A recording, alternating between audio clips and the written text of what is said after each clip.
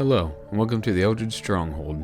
I'm Mitchell, and this is Murder at Karloff Manor spoilers for the January 17th and the 18th.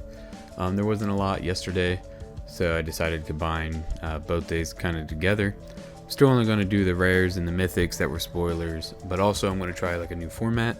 Instead of doing like screen record over mythicspoilers.com, I'm just going to get pictures of all the cards that were spoilers and then edit a whole video into it and see if you guys like this more and see if I like it more. It'll take a little bit more time to make, but I'm going to make these videos a little later in the day so I can wait till more spoilers, because I know some of them come out later at night.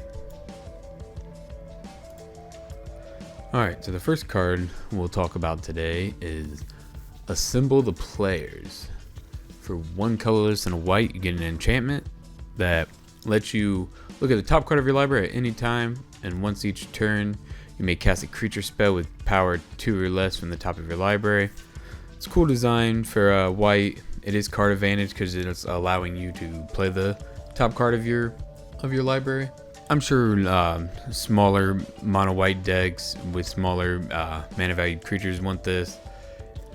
First thing I noticed, it said once each turn, not just your turn. So if you have flash creatures, which a lot of them are, like White Mane Lion and a couple other ones are flash and they're 2 or less, so you do some kind of flicker style deck with this, that'd be really fancy.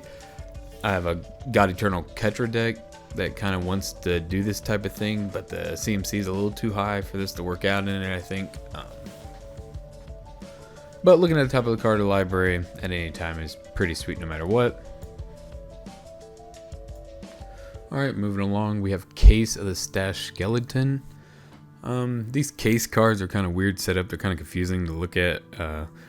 I do get what they do, and they are kind of neat. I think they're confusing on the layout of them.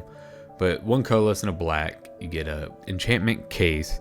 When this case enters the battlefield, create a 2/1 black skeleton creature token and suspect it. To solve, you control no suspected skeletons. Once it's solved, you can pay 1 colorless and a black, sacrifice this, search your library for a card, put it in your hand, then shuffle your library, then shuffle, and then activate it only as a sorcery. So you get a skeleton that's suspected.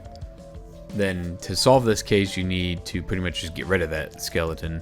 So sack it, do whatever you need to, and then it's solved, and then you'll be able to pay to sack the case, then go pretty much tutor for whatever you want. It's a long tutor, it's a long con, but it works out and it's pretty cool. And you can recur this because it's a permanent, so like Muldrotha or something like that. That's what I first thought of. Alright, we'll move along. The next card is actually foreign, so I had to cut the whole translation out. It is Connecting the Dots. For one colorless and a red, you get an enchantment. Whenever a creature you control attacks, you exile a top card of your library face down. Pay 2, a colorless and a red. Discard your hand, sacrifice Connecting the Dots. Put all cards exiled with Connecting Dots into their owner's hands. It's a refill. Kind of reminds me of a Bomat Carrier, the little artifact creature. My buddy has a Pia deck, the one that can create Thopters when you exile. When you play something from exile and stuff, so pretty sure he'll love this thing. They're face down cards, but it is a hand refill after a while. The only thing that I could see that sucks is if they destroy this before you can destroy it yourself, so you do got to be careful in that regard. But I do see this seen playing decks. They have that whole playing cards from exile as a big theme now, so I'm sure you'll see play. Next card, we have a mythic. Delny, the Streetwise Lookout. 2 colorless and a white, a legendary creature, human scout. It's a 2/2. Creatures you control with power 2 or less can't be blocked by creatures with power 3 or greater. If an ability of a creature you control with power 2 or less triggers, that ability triggers an additional time.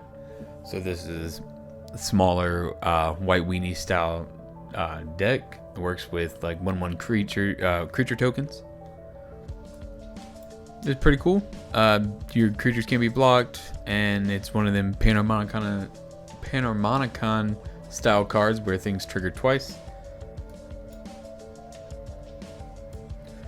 To keep things moving, next we have a Drag the Canal. For 1 blue and 1 black, you get an instant where you create a 2/2 white and blue detective creature token. If a creature died this turn, you gain 2 life. You surveil 2, then investigate. This thing does a lot, kind of a lot for 2 mana. You're getting a creature, and if another creature died, you're also gaining 2 life, surveilling 2, and investigating. I'm not sure what I would do with this thing, but I'm sure somebody could figure out where this goes. We'll move along to the next card. That is Pyrotechnic Performer. For 1 colorless and a red, you get a 3/2 Vashino Assassin, another Vashino, that's nice to see again. With Disguise for 1 red. Disguise is, I think, a mechanic we didn't get to talk about last time. I don't think there's any card that explained it on there. Maybe there was and I missed it. But Disguise, you may cast this card face down for 3 colorless as a 2/2 creature with Ward 2. Turn it face up anytime for its Disguise cost. It's pretty much just upgraded Morph. That's basically what it is. Play it face down, then flip it for the Disguise. Whenever Pyrotechnic Performer or another creature you control is turn faced up, that creature deals damage equal to its power to each opponent. So you flip, this thing's gonna flip and it's gonna deal 3 to something. Then any other creature that you may have flip later in the game or that same turn or whenever, you're gonna deal more damage. People will play it in their morph deck for sure. Next card for today is Intrude on the Mind. For 3 colorless and 2 blue, you get an instant. Reveal the top 5 cards of your library and separate them into 2 piles. An opponent chooses one of those piles, put that pile into your hand and the other into your graveyard. Create a 0/0 colorless Thopter artifact creature token with flying. Then put a +1/+1 counter on it for each card that was put into your graveyard this way. Kind of like a Fact or Fiction type deal. It's instant speed, which is kind of nice. This one gives you it could be a pretty big Thopter, so now they have more of a choice where it's like they could give you the bigger pile, which is more cards, or they can give you a bigger Thopter. Just kind of depends on the situation. I like the design on this upgraded Fact or Fiction type card.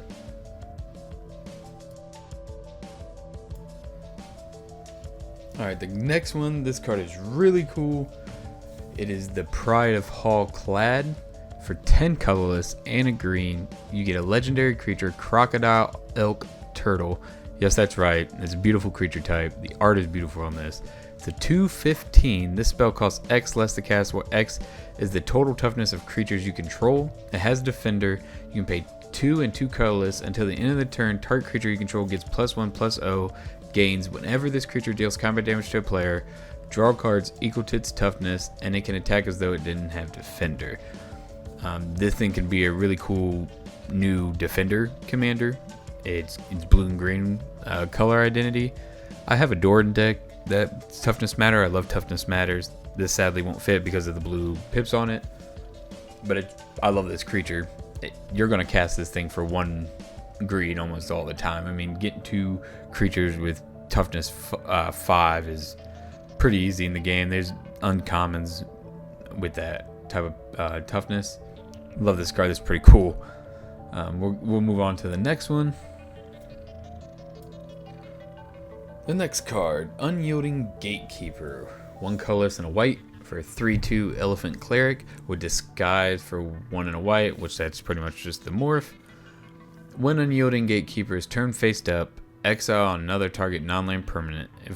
If you controlled it, return to the battlefield tapped. Otherwise, its controller creates a 2/2 white and blue detective creature token. It's a blink on your side. It's a removal spell on their side. I like this design. For 2 mana, you get a 3/2, which is a pretty big sized body for that mana.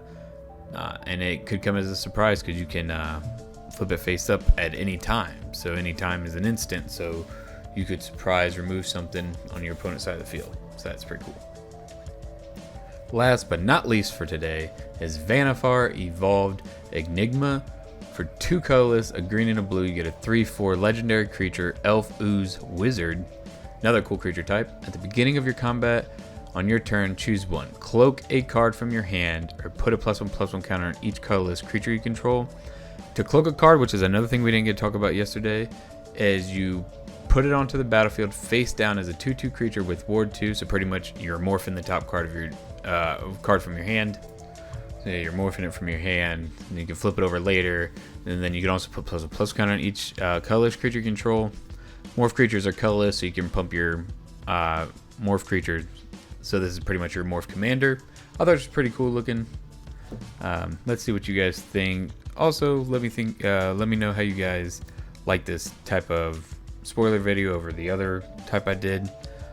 What do you think about the set? Was there any card in this video that you liked more from the last video? Let me know. Thank you and have a good night.